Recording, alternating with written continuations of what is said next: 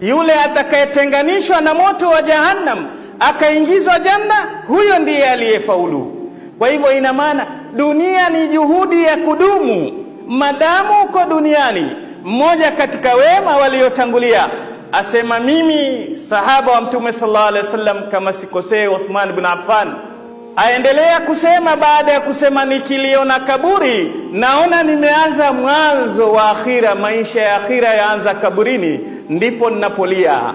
Akaambiwa, lakini wewe Uthman, tumeyasikia mengi mazuri aliyosema Mtume katika kuhusu wewe, na wewe bado wahuzunika, walia kuhusu akhira. Asema, lau nitaweka mguu mmoja janna na mwingine uwe nje wa janna, mimi bado sijapata utulivu mpaka kuingia yote miwili ndani ya janna. Hivi ndiyo ufahamu wa wenzetu walivyoelewa kuokoka, kwa sababu kuokoka ni kuokoka akhira. Allah tabarak wa taala asema, wa in minkum illa wariduha kana ala rabbika hatman maqdiya thumma nunajji alladhina ittaqaw wa nadharu adh-dhalimina fiha jithiya. Nyote mtapita juu ya moto, mutaivuka sirat.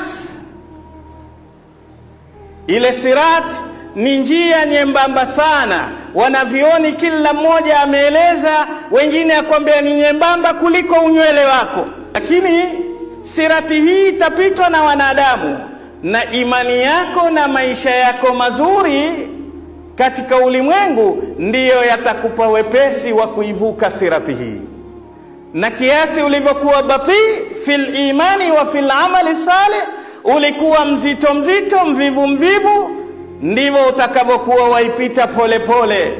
Na kuna wengine kwa mijidhambi yao mikubwa, wakiukosa msamaha wa Allah wataporomoka, na kuna wengine watakuwa na makosa na Allah yuwasamehe, kwa sababu inna Allaha la yaghfiru an yushraka bihi wa yaghfiru ma duna dhalika liman yasha.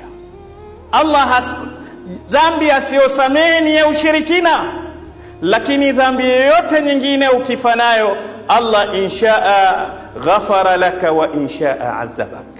Akipenda atakusamehe, akipenda atakuadhibu.